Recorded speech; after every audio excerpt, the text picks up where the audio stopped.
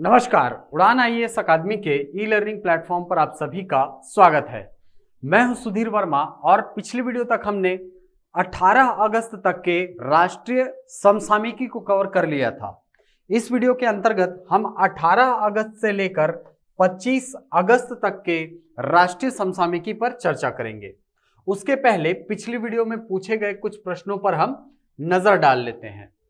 तो पिछली वीडियो में मैंने आपको पहला प्रश्न पूछा था, हाल ही में भारत सरकार ने विभाजन विभीषिका स्मृति दिवस के रूप में आयोजित करने की घोषणा की है।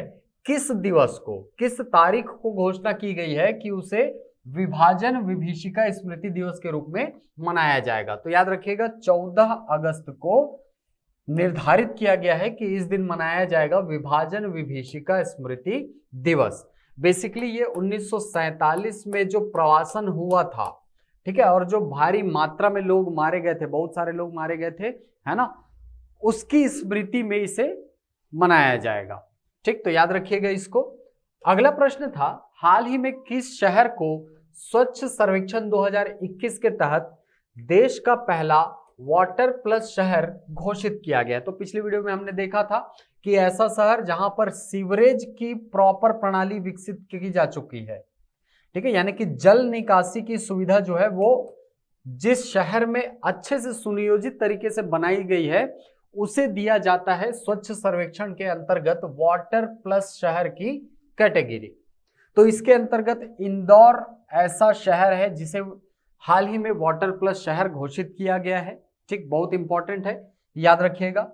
अगला प्रश्न है, विश्व हाथी दिवस कब मनाया जाता है? बहुत फैक्चुअल सा चीज है, इसका आंसर है 14 अगस्त को। ठीक, अगला प्रश्न था, सैटेलाइट फोन का उपयोग करने वाला देश का पहला राष्ट्रीय उद्यान कौन सा है? तो इसका उत्तर है काजीरंगा राष्ट्रीय उद्यान, जो कि असम राज्य में स्थित है। हमने देखा था इसको भी।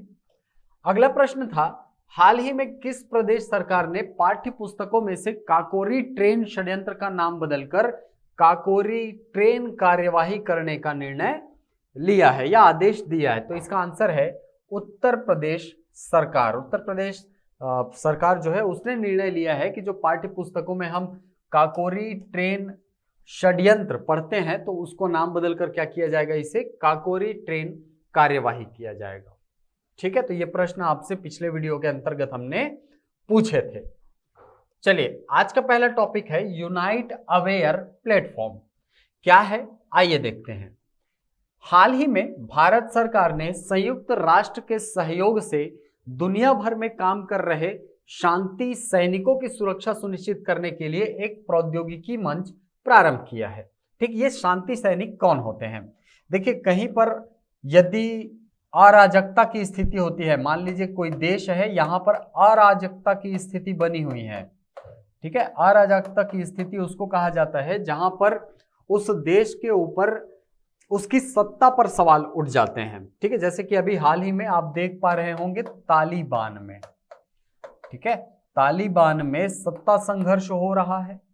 ठीक है, तो इस तालिबान जैसे आतंकी समूह को काउंटर करने के लिए यूनाइटेड नेशन के द्वारा जिन सैनिकों की तैनाती की जाती है उसे कहा जाता है शांति सैनिक।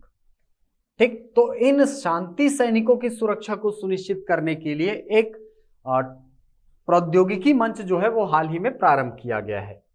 ठीक, यूनाइट अवेयर प्लेटफॉर्म का शुभारंभ तब हुआ जब भारत ने अगस्त माह के लिए 15 देशों वाले संयुक्त राष्ट्र सुरक्षा परिषद की अध्यक्षता ग्रहण की है। आपको पता होगा कि यूएनएससी, ठीक है, यूनाइटेड नेशन सिक्योरिटी काउंसिल जो है ये यूनाइटेड नेशन के 6 प्रमुख अंगों में से महत्वपूर्ण अंग है।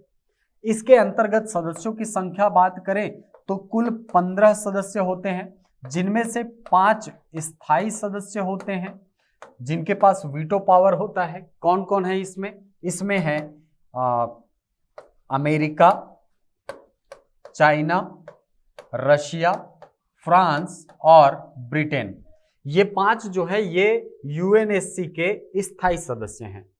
वहीं अगर बात करें अन्य 10 सदस्यों की तो ये अन्य 10 सदस्य अस्थायी रूप से 2 वर्ष के लिए चुने जाते हैं। 2 वर्ष के लिए चुने जाते हैं, ठीक, और इनको अध्यक्षता करने का भी मौका दिया जाता है। तो इसी के अंतर्गत इन 10 अस्थायी सदस्यों में अभी वर्तमान में भारत भी शामिल है, और भारत भी शामिल है तो इसीलिए अगस्त का जो अभी महीना चल रहा है इसके अंतर्गत भारत की अध्यक्षता भी आई है। भारत की अध्यक्षता जो है वो अगस्त माह में आई है, ठीक। तो अभी जब ये भारत ने इसकी अध्यक्षता ग्रहण की है तो इसी समय इस यूनाइट अवेयर प्लेटफॉर्म का शुभारंभ किया गया है, ठीक। अब भारतीय योगदान की अगर बात करें शांति गतिविधियों में, तो संयुक्त राष्ट्र शांति स्थापना गतिविधियों में प्रमुख योगदान देने वाला देश है हमारा भारत। वर्तमान में भारत से लगभग 5,506 सैनिक और पुलिस शांति सेना में शामिल हैं, जिन्हें 9 अलग अलग संयुक्त राष्ट्र शांति अभियानों में तैनात किया गया है। यह सैन्य योगदान देने वाले देशों में दूसरा सबसे बड़ा योगदान करता है, ठीक है। यानी दूसरे नंबर का ऐसा देश है जो शांति व्यवस्था बनाए रखने के लिए पुलिस और सैनिक भेजता है। तो भारत के कुल 5,506 सैनिक और पुलिस बल जो है वो वहां पर तैनात हैं। वर्ष 1948 से दुनिया भर में स्थापित 71 संयुक्त राष्ट्र शांति अभियानों में से 49 में 2 लाख से अधिक भारतीयों ने सेवा दी है, ठीक है। यानी कि अभी तक कुल 71 शांति अभियान चलाए गए हैं यूएन के माध्यम से, जिसमें 71 में भारतीयों ने भाग लिया है और लगभग 2 लाख से अधिक भारतीय सैनिकों ने इसमें अपनी सेवा दी है, ठीक। महिलाओं को संयुक्त राष्ट्र शांति मिशन में भेजने की लंबी परंपरा रही है, ठीक है। यानी कि ये जो 2 लाख सैनिक शांति अभियानों में भेजे गए हैं उनमें भारत की महिलाएं भी शामिल रही हैं। वर्ष 2007 में भारत संयुक्त राष्ट्र शांति मिशन में एक महिला दल को तैनात करने वाला पहला देश बना था, ठीक है। इसको भी याद रखिएगा कि वर्ष 2007 में भारत पहला ऐसा राष्ट्र बना था जिसने यूएन के किसी शांति मिशन में महिलाओं को भेजा था, ठीक है। इस शांति मिशन को या शांति जो सैनिक होते हैं उनको पीस कीपिंग आर्मी कहा जाता है, इसको भी याद रखिएगा, पीस कीपिंग आर्मी, ठीक। तो महिलाओं को पीस कीपिंग आर्मी में भेजने वाला भारत जो है वो पहला देश था, ठीक। तो याद रखिएगा ये काफी इंपॉर्टेंट है। चलते हैं अगले टॉपिक की तरफ। चलिए अगला टॉपिक है कैस्केड मेढक की नई प्रजाति, अरुणाचल प्रदेश, ठीक है। इसको कैस्केड मेढक इसलिए कहा जाता है क्योंकि इसके पीठ में आप देख पा रहे हैं यहां पर एक सीढ़ी नुमा संरचना है, ठीक। सीढ़ी होने के कारण इसको क्या बोला जाता है, कैस्केड मेढक बोला जाता है, ठीक। हाल ही में शोधकर्ताओं की एक टीम ने अरुणाचल प्रदेश में कैस्केड मेंढक की एक नई प्रजाति की खोज की है। इस मेंढक का नाम आदि कैस्केड है। यह मुख्य रूप से भूरे रंग का मेंढक है जिसका आकार लगभग 4 सेंटीमीटर से 7 सेंटीमीटर के बीच होता है, ठीक। आदि कैस्केड मेंढक जो होता है ये इसकी एक प्रजाति मिली है बेसिकली, ठीक है। इसकी एक प्रजाति मिली है, इसका नामकरण किया गया है अमोलोप्स एडिकोला, ठीक। इस पैराग्राफ को पूरा पढ़ेंगे तो आपको पता चलेगा कि अरुणाचल प्रदेश की आदि पहाड़ियों में रहने वाली स्वदेशी आदि जनजातियों के नाम पर इसका नाम आदि कैस्केड मेंढक रखा गया है, ठीक। तो इसको भी याद रखिएगा आप, आदि कैस्केड मेंढक को, और इसका साइंटिफिक नेम भी याद रखिएगा। इसका साइंटिफिक नेम क्या है, अमोलोप्स एडिकोला। आदि शब्द का अर्थ जो है वो होता है पहाड़ी या पहाड़ की चोटी होता है, ठीक। जैसे कि आप लोग एक चिन्ह शब्द सुनते होंगे, चिन्ह शब्द, ठीक है, अक्साई चिन्ह आपने सुना होगा, अक्साई चिन्ह, ठीक। यहां पर हम लोग अक्सर गलती ये करते हैं कि चीन के द्वारा अधिकृत क्षेत्र को हम अक्साई चिन्ह बोलते हैं, जबकि ऐसा नहीं है। चिन्ह का अर्थ होता है ग्लेशियर, चिन्ह का अर्थ क्या होता है, ग्लेशियर, ठीक। अक्साई वाले प्रांत में पाया जाता है इसीलिए उसको क्या कहा जाता है, अक्साई चिन्ह कहा जाता है, ठीक है। अक्साई में पाया जाने वाला ग्लेशियर क्या है, अक्साई चिन्ह है, ठीक। हालांकि ये क्षेत्र जो है वो 1962 के वॉर के बाद क्या किया गया था, उसमें चाइना के द्वारा अधिग्रहित कर लिया गया था, ठीक है, जिसको हम COK बोलते हैं, चाइना ऑक्यूपाइड कश्मीर, ठीक। खैर ये अलग मैटर है, इसको हम किसी और दिन चर्चा करेंगे इस पर। ठीक, तो यहां पर आप याद रखिएगा कि ये जो मेंढक है, कैस्केड मेंढक, ठीक है, इसका नाम क्या है? आदि कैस्केड मेंढक। आदि का मतलब होता है पहाड़ी या पहाड़ की चोटी। ऐतिहासिक रूप से इस क्षेत्र को अबोर पहाड़ियों के नाम से भी जाना जाता है। आपको पता होगा अबोर पहाड़ियां जो है ये अरुणाचल प्रदेश में मिलती हैं। ठीक, तो इसका नाम याद रखिएगा इस मेंढक का। ठीक, और इसको कैस्केड मेंढक क्यों कहा जाता है ये भी आप याद रखिएगा। ठीक, चलिए अगला टॉपिक है विश्व मानवता दिवस। विश्व मानवता दिवस हमारे यहां मनाया जाता है प्रति वर्ष 19 अगस्त को। ठीक, प्रति वर्ष 19 अगस्त को दुनिया भर में विश्व मानवतावादी दिवस या विश्व मानवता दिवस का आयोजन किया जाता है। यह दिन उन लोगों की स्मृति में मनाया जाता है जिन्होंने विश्व स्तर पर मानवतावादी संकट में अपनी जान गंवाई है, यानी कि ऐसा कोई संकट जिसमें बहुतायत मात्रा में लोगों की मृत्यु हुई हो, जैसे कि प्रथम विश्व युद्ध, द्वितीय विश्व युद्ध या इस प्रकार की जो घटनाएं हैं। ठीक, या मानवीय उद्देश्यों के कारण दूसरों की सहायता हेतु अपने जीवन का सर्वोच्च बलिदान दिया है। ठीक, विश्व मानवतावादी दिवस उस घटना को भी चिन्हित करता है जब 19 अगस्त 2003 को बगदाद में संयुक्त राष्ट्र मुख्यालय पर बमबारी में इराक के महासचिव के तत्कालीन विशेष प्रतिनिधि सर्जियो विएरा डी मेलो और 21 सहायता कर्मियों की मृत्यु हो गई थी। ठीक, वैसे ये आपके लिए उतना इंपॉर्टेंट नहीं है ना। इस घटना के बाद वर्ष 2009 में संयुक्त राष्ट्र महासभा ने 19 अगस्त को विश्व मानवतावादी दिवस के रूप में नामित करने के लिए एक प्रस्ताव अपनाया। वर्ष 2021 के लिए इस दिवस की थीम है द ह्यूमन रेस। ठीक, इसको याद रखिएगा, द ह्यूमन रेस। तो ये है विश्व मानवता दिवस, या इसे ही हम क्या बोलते हैं, विश्व मानवतावादी दिवस। चलिए अगला टॉपिक है कोंकण अभ्यास 2021। हाल ही में आईएनएस टावर और एचएमएस वेस्टमिंस्टर के बीच इंग्लिश चैनल में कोंकण अभ्यास 2021 आयोजित किया गया है। ठीक, आपको पता होगा कि आईएनएस टावर जो है वो भारतीय नवल सेवा का, भारतीय नौसेना का एक जहाज है, और एचएमएस वेस्टमिंस्टर जो है ये इंग्लैंड का एक जहाज है। ठीक, English channel oil of great Britain के दक्षिणी तट और फ्रांस के उत्तरी तट के बीच स्थित है। उत्तर में यह डोवर जल डमरू मध्य द्वारा उत्तरी सागर से अलग होता है। ठीक, यहां पर अगर आप इसको मैप में देखें तो यहां पर आपको फ्रांस दिख रहा है, ठीक, यहां पर आपको इंग्लैंड दिख रहा है। तो इसके बीच का जो ये चैनल है यहीं पर इस अभ्यास को किया जा रहा है। ठीक, द्विपक्षीय कोंकण अभ्यास भारत और यूनाइटेड किंगडम के बीच आयोजित एक नौसैनिक अभ्यास है। इसमें नौसेना भाग लेती है। कोंकण अभ्यास श्रृंखला की शुरुआत वर्ष 2004 में शुरू की गई थी।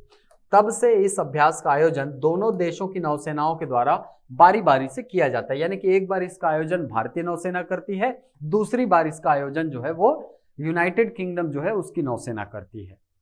ठीक, तो याद रखिएगा इसको कहां पर आयोजित किया जा रहा है, इंग्लिश चैनल में। ठीक, चलिए अगला टॉपिक है भारत में सबसे अधिक ऊंचाई पर मौजूद हर्बल पार्क। हाल ही में उत्तराखंड के चमोली जिले में भारत चीन सीमा के पास माणा गांव में 11,000 फीट की ऊंचाई पर स्थित भारत के सबसे ऊंचे हर्बल पार्क का उद्घाटन किया गया है। ठीक, इसको याद रखिएगा, उत्तराखंड राज्य में ये स्थित है।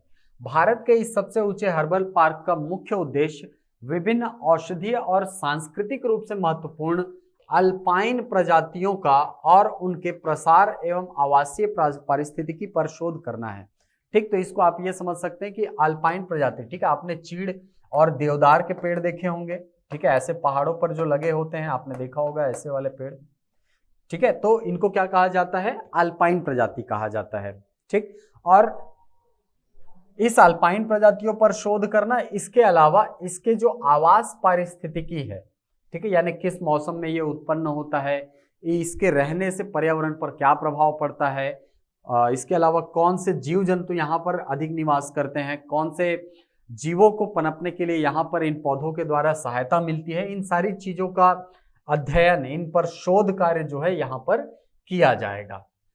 ठीक, इस हर्बल पार्क का उद्देश्य होगा ये। इसके बारे में थोड़ा सा और पढ़ लेते हैं कि इसे केंद्र सरकार की क्षतिपूरक वनीकरण कोष प्रबंधन एवं योजना प्राधिकरण, कैंपा, ठीक है, इसका इंग्लिश में नाम होता है compensatory afforestation management and protection authority, ठीक है। इसकी स्थापना की गई थी वर्ष 2006 में। कैंपा एक्ट आया था, आपको मैंने योजना वाले सेक्शन में बताया भी था इसको, ठीक है।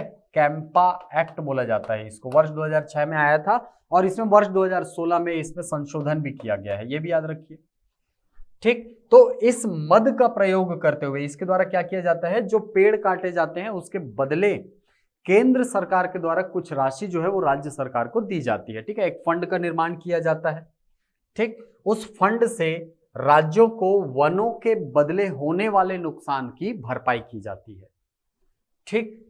तो इस कैंपा मद के अंतर्गत 3 वर्षीय अवधि में इसे विकसित किया गया है, ठीक है। 3 साल में इसको तैयार किया गया है।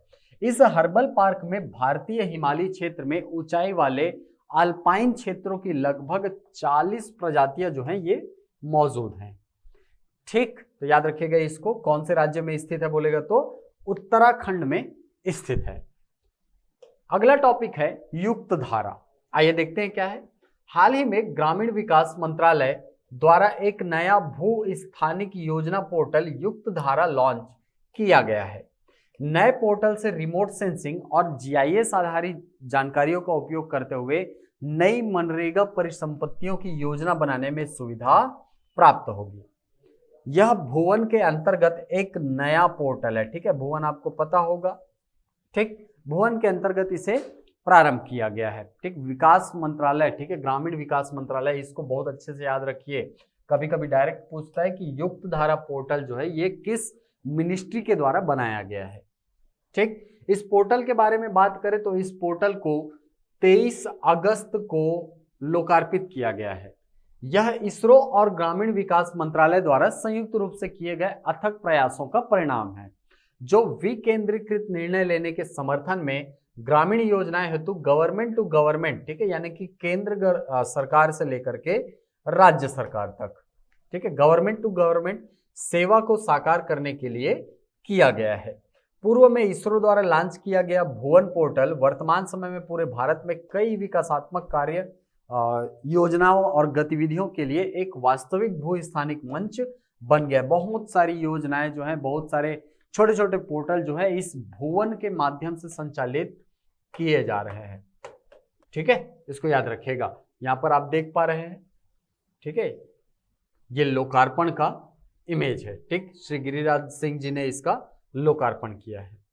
चलिए चलते हैं अगले टॉपिक पर। अगला टॉपिक है सेना में कर्नल पद पर महिलाओं की पदोन्नति, ठीक है। आपने अभी हाल फिलहाल में सुना होगा कि अब महिलाओं को भी एनडीए में प्रवेश दिया जाएगा, नेशनल डिफेंस एकेडमी में प्रवेश दिया जाएगा, ठीक। महिला सशक्तिकरण के लिए यह दूसरा कदम आप मान सकते हैं कि अब सेना में कर्नल के पद पर महिलाओं को पदोन्नति दी जाएगी अब, ठीक। हाल ही में सेना चयन बोर्ड ने 26 वर्ष की सेवा पूरी करने वाली 5 महिला अधिकारियों को कर्नल रैंक पर पदोन्नत करने की मंजूरी दे दी है, ठीक है। यानी कि 5 ऐसी महिलाएं हैं जिन्होंने अपनी 26 वर्ष की सेवा इस देश को दी है। तो उन महिलाओं को पदोन्नत करते हुए उन्हें कर्नल रैंक दिया जा रहा है। यह पहली बार है कि core of signal, core of electronics and mechanical engineers और कोर ऑफ इंजीनियर्स में सेवारत महिला अधिकारियों को कर्नल के पद पर पदोन्नत करने को मंजूरी दी गई है, ठीक। ये इमेज आपने देखा होगा, ठीक है। तान्या शेरगिल, आपने नाम सुना होगा, ठीक है। एकदम आइकॉनिक पिक्चर मानी जाती है इसको महिला आर्मी के लिए, ठीक। इससे पूर्व महिलाओं के लिए कर्नल के पद पर पदोन्नति की व्यवस्था केवल आर्मी मेडिकल कोर, जज एडवोकेट जनरल और सेना शिक्षा कोर में लागू थी, ठीक है। यानी कि ये जो 3 सेक्टर्स हैं, आर्मी मेडिकल कोर, जज एडवोकेट जनरल और सेना शिक्षा कोर, यहां पर महिलाओं को कर्नल की रैंक दी जाती थी। लेकिन कभी भी ऐसा नहीं हुआ है कि उन्हें कोर ऑफ सिग्नल या core of electronics and mechanical engineers और कोर ऑफ इंजीनियर्स जैसे क्षेत्रों में उन्हें कर्नल का रैंक प्रदान किया गया हो। तो ये पहली बार ऐसा हो रहा है। तो याद रखिएगा 5 अधिकारियों को दिया गया है। हाल ही में 5 महिला अधिकारियों के कर्नल के रैंक पर पदोन्नत करने का निर्णय सर्वोच्च न्यायालय के उस निर्णय के बाद आया है जिसमें महिला उम्मीदवारों को भी राष्ट्रीय रक्षा अकादमी की प्रवेश परीक्षा में बैठने की अनुमति दी गई थी। जैसा कि मैंने आपको बताया कि एनडीए की परीक्षा में अब महिलाएं भी बैठ सकती हैं। ठीक, तो ये दोनों चीजें आपके एग्जाम के लिए इंपॉर्टेंट है। चलिए चलते हैं अगले टॉपिक पर। अगला टॉपिक है सिमहाद्री में भारत की सबसे बड़ी फ्लोटिंग सोलर परियोजना। एनटीपीसी लिमिटेड ने हाल ही में आंध्र प्रदेश के विशाखापट्टनम में अपने सिमहाद्री थर्मल स्टेशन पर भारत की सबसे बड़ी फ्लोटिंग सोलर पीवी परियोजना में वाणिज्यिक परिचालन शुरू कर दिया है। ठीक है, ये फ्लोटिंग सोलर पीवी परियोजना क्या होता है? देखिए, मान लीजिए यहाँ पर कोई जलाशय है। ठीक, इस जलाशय में जो सोलर सेल होते हैं उनको बिछा दिया जाता है और जब सूर्य की किरणें इन पर पड़ती है तो आपको पता होगा फोटो इलेक्ट्रिक इफेक्ट, इसके माध्यम से ऊर्जा जो है इसका निर्माण किया जाता है। तो अभी हाल ही में सिमहाद्री नाम का एक जगह है। ठीक है, सिमहाद्री कहां पर है? आंध्र प्रदेश में है। ठीक, इस आंध्र प्रदेश के सिमहाद्री में भारत की सबसे बड़ी फ्लोटिंग सोलर परियोजना जो है ये स्थापित की गई है। किसके द्वारा? एनटीपीसी के द्वारा। आपको पता होगा महारत्न कंपनी है हमारे यहाँ। ठीक, 15 मेगावाट की फ्लोटिंग सौर परियोजना को चालू करने के बाद इस सुविधा में कुल स्थापित क्षमता 25 मेगावाट हो गई है। ठीक, देखिए आप कंफ्यूज नहीं होंगे, एक परियोजना जो है वो 800 मेगावाट की चल रही है हमारे यहाँ मध्य प्रदेश में, लेकिन ये अभी निर्माणाधीन है, अभी बनी नहीं है। लेकिन अगर पूरे भारत में संचालित की जा रही अगर सबसे बड़ी स्थापित क्षमता के फ्लोटिंग सोलर पीवी परियोजना की बात करें तो अभी कौन है? सिमहाद्री है। ठीक, ये 800 मेगावाट वाला जो है ये निर्माणाधीन है, अभी कंप्लीट नहीं हुआ है। जैसे ही बनेगा ये प्रथम हो जाएगा। ठीक, क्योंकि ये बहुत ज्यादा बड़ी परियोजना है। ठीक, इसी के साथ एनटीपीसी की कुल स्थापित क्षमता अब 53,475 मेगावाट हो गई है, जबकि इसकी वाणिज्यिक क्षमता अब 52,425 मेगावाट तक पहुंच गई है। ठीक, चलिए तो चलते हैं अगले टॉपिक पर। अगला टॉपिक है एस्टाबुलरिया जलकन्यका शैवाल। अभी हाल ही में अंडमान निकोबार द्वीप समूह में एक नई प्रजाति मिली है शैवाल की, आप इमेज में देख पा रहे हैं। ठीक है, इसको ही नाम दिया गया है एसिटाबुलेरिया जलकन्यका।